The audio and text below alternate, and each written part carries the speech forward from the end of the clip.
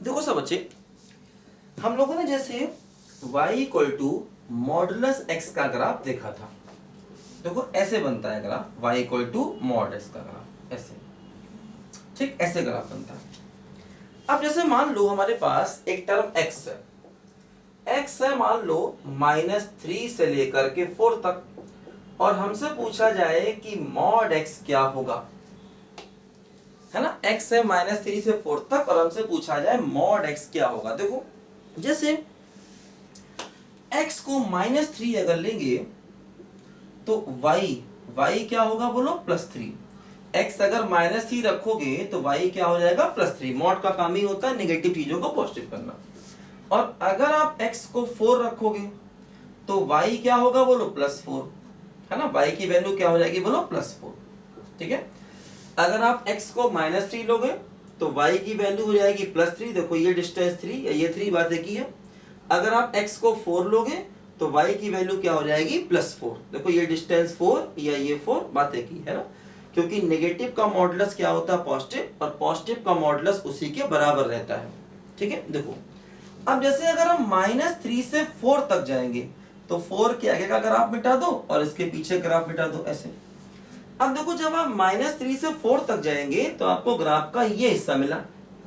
अब देखो इस हिस्से में y की इस पॉइंट पर मिनिमम वैल्यू 0 है, और इस पॉइंट पर y की वैल्यू क्या है, 4 जो मैक्सिमम है। इस पर y की वैल्यू 3 जो मैक्सिमम नहीं है, है ना। तो देखो अगर हम यहां से यहां तक देखें तो ग्राफ का ये हिस्सा दिखेगा। इस हिस्से में देखो y की मिनिमम वैल्यू है 0 और y की मैक्सिमम वैल्यू क्या है बोलो, 4। तो हम कह सकते हैं कि मॉड x की मिनिमम वैल्यू हो गई 0 और मैक्सिमम वैल्यू कितनी हो गई, 4। ध्यान दो, मतलब अगर x नेगेटिव से पॉजिटिव में जाए तो मॉड x की मिनिमम वैल्यू हमेशा 0 होगी, और मैक्सिमम जिसका मॉड ज्यादा वो लेना है ना। जैसे इसका मॉड होगा 3, इसका मॉड 4, तो ये लेना है 4। जैसे मान लो फॉर एग्जांपल अगर ऐसा होता, मान लो होता x फ्रॉम -4 to 1, अब हमें मॉड x चाहिए होता, तो मिनिमम वैल्यू तो 0 होती, इसका मॉड हो गया 4, इसका 1, तो मैक्सिमम वैल्यू देखो क्या हो गई बोलो, 4, तो ये मॉड x हो गया, है ना। तो मॉड लेने पर क्या होगा, ऐसा नहीं कि डायरेक्ट हर जगह मॉड अप्लाई कर दोगे, है ना। ये नहीं कि यहाँ भी मॉड लगा दिया, यहाँ ही मॉड लगा दिया, गलत हो जाएगा। ऐसे डायरेक्ट मॉड नहीं लगाएंगे, है ना। जैसे कि तुम्हें मान लो x -4 से 1 दिया गया, अब ये नहीं तुम इसमें ही मॉड लगा दो, इसमें ही मॉड लगा दो। तो मतलब वही है जैसे हम पहले ही बता रहे हैं आपको कि ये फंक्शन अप्लाई किए जाते हैं। तो जब फंक्शन अप्लाई किए जाते हैं तो उनके ग्राफ पे जाके देखना पड़ता है कि y मिनिमम क्या, मैक्सिमम क्या। हर जगह ये बात देखो मैंने आपको बताई कि किसी भी इन इक्वेशन पर साइन ऑपरेट करें तब क्या होगा, x² ऑपरेट करें तब क्या होगा, रेसिप्रोकल करें तब क्या होगा, पावर 3 करें तब क्या होगा, ठीक है ना। वैसे यहाँ पर भी देखो, जैसे मान लो अगर हम x को ले लें फॉर एग्जांपल -3 से -2 तक, और मॉड x देखें। अब देखो x हो गया -3 से -2 तक, देखो यहाँ पर ऐसे ये हो गया -3 से -2 तक, यहाँ देखो -3 है और यहाँ क्या है बोलो, -2।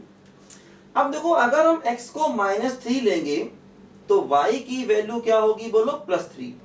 x को -2 लेंगे देखो तो y की वैल्यू क्या होगी, +2, है ना। देखो हमें x कहां से कहां लेना है, हमें x चाहिए है -3 से -2 तक, ठीक है, -3 से -2 तक।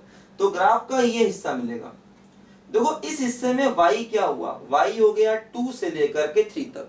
मतलब अगर हम मॉड x निकालेंगे देखो तो मॉड x क्या हो जाएगा, मॉड x हो जाएगा 2 से लेकर के 3 तक, है ना।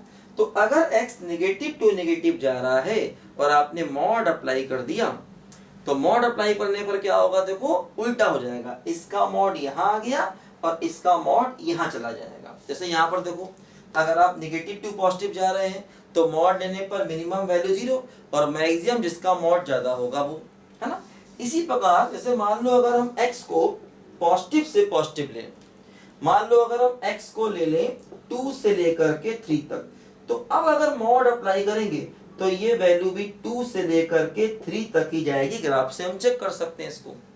तो हमेशा ध्यान रखेंगे कि जैसे हमें किसी भी फंक्शन को अगर इन इक्वेशन पर ऑपरेट करना है तो हमेशा उसके ग्राफ पर जाके देखना पड़ेगा। कितने मैंने आपको इस टाइप के एग्जांपल दिए कि साइन ऑपरेट करेंगे तब क्या होगा, एक्स स्क्वायर ऑपरेट करेंगे तब क्या होगा, एक्स क्यूब ऑपरेट करेंगे तब क्या होगा, रेसिप्रोकल फंक्शन लेंगे तब क्या होगा, मॉडुलस को ऑपरेट करेंगे तब क्या होगा। तो इस तरीके से हमें ये क्वेश्चन करने पड़ते हैं और इनका यूज बहुत होता है हर जगह पर, है ना। देखो ध्यान दो, अगर पॉजिटिव से पॉजिटिव जाएंगे तो मॉड डायरेक्ट हो जाएगा, ये भी वही रहेगा ये भी वही रहेगा, कोई दिक्कत वाली बात नहीं। अगर निगेटिव टू निगेटिव जाएंगे तो मॉड लेने पर इसका मॉड यहाँ जाएगा, इसका मॉड यहाँ चला जाएगा।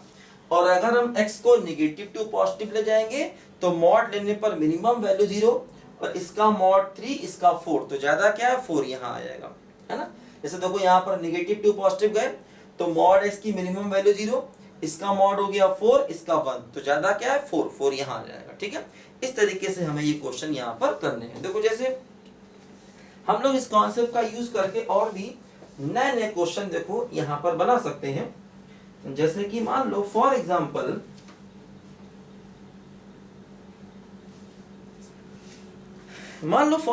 हमें ऐसे क्वेश्चन दिया गया, हमें क्वेश्चन दिया गया y equal to 1/3 mod x 3x sin x plus 1 का होल मॉड, मान लो मैं ये क्वेश्चन दिया गया, ठीक। अब देखो इसमें साइन भी है, मॉड भी है, रेसिप्रोकल भी है, सब कुछ है, ऐसा हो सकता है। दो दो तीन तीन कॉन्सेप्ट देखो मैंने आपस में मिला दिए। देखो क्या करेंगे, इसका रेंज चाहिए। सबसे पहले क्या करेंगे, देखो साइन क्या होता है बोलो, -1 से 1 तक होता है, उसमें 3 मल्टीप्लाई कर दिया। तो जब 3 मल्टीप्लाई कर दिया देखो ये हो गया -3 से लेकर के 3 तक, 1 ऐड कर दिया। जब 1 ऐड कर दिया बोलो तो ये हो गया देखो -2 से लेकर के 4 तक। अब इसका मॉडुलस लो, है ना, 3 sin x प्लस 1, पहले 3 मल्टीप्लाई किया फिर उसमें 1 ऐड कर दिया -2 से 4। अब इसका मॉडुलस लो, तो जब इसका मॉडुलस लेंगे देखो तो क्या होगा, मिनिमम वैल्यू होगी 0, इसका मॉड 2 इसका 4 और मैक्सिमम वैल्यू क्या हो गई बोलो 4, ये हुआ।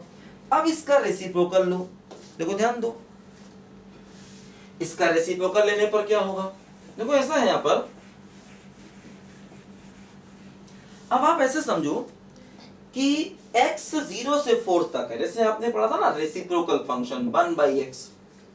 अब देखो इसका ग्राफ इस तरह से होता है, बताया था हमने आपको अभी, देखो ऐसे करके। अब आप ऐसे समझो कि ये टर्म 0 से 4 तक जा रहा है, मतलब x जा रहा है 0 से लेकर के 4 तक। तो देखो ये 0 है और यहाँ पर कहीं 4 होगा, 4 पर वैल्यू क्या होगी बोलो 1/4 होगी, 4 पर वैल्यू क्या होगी बोलो 1/4। तो देखो x जा रहा है 0 से 4 तक, तो ग्राफ का ये हिस्सा हमें दिखेगा, x जा रहा है 0 से 4 तक, ग्राफ का ये हिस्सा दिखेगा। तो देखो इस हिस्से में y क्या हो गया, मतलब 1/x क्या हो गया, 1/x हो गया 1/4 से लेकर के इंफिनिटी तक, है ना। x जा रहा है देखो 0 से 4 तक, तो इसका रेसिप्रोकल मतलब 1/x, है ना, 4 लेंगे तो क्या होगा 1/4। x जा रहा है 0 से 4 तक, तो देखो ये ग्राफ दिखेगा। इस ग्राफ का मतलब y क्या हो गया 1/4 से इंफिनिटी, मतलब 1/x क्या हो गया बोलो 1/4 से इंफिनिटी। वो चीज देखो यहाँ पर भी है, ये टर्म जा रहा है 0 से 4 तक।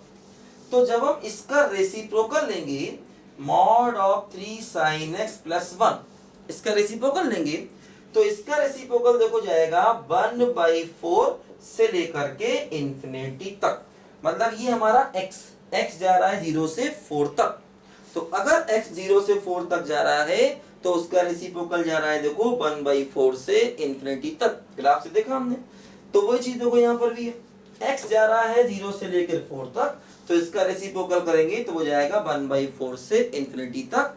तो यही फंक्शन की रेंज हो गई 1/4 से लेकर के इंफिनिटी। ध्यान रखना इंफिनिटी पर कभी भी इक्वल नहीं लगाते, इंफिनिटी हो या माइनस इंफिनिटी हो, इन दोनों पर हम लोग कभी भी इक्वल नहीं लगाते हैं, ठीक है ना। हाँ, इस साइड देखो इक्वल था इसलिए 1/4 पर इक्वल आया और इधर इक्वल नहीं आएगा, ध्यान रखिए बच्चों, ठीक है। तो इस टाइप के और भी कई सारे नए नए क्वेश्चन हम लोग बना सकते हैं और कर सकते हैं। नोट करो सब बच्चे ध्यान से इसको जरा।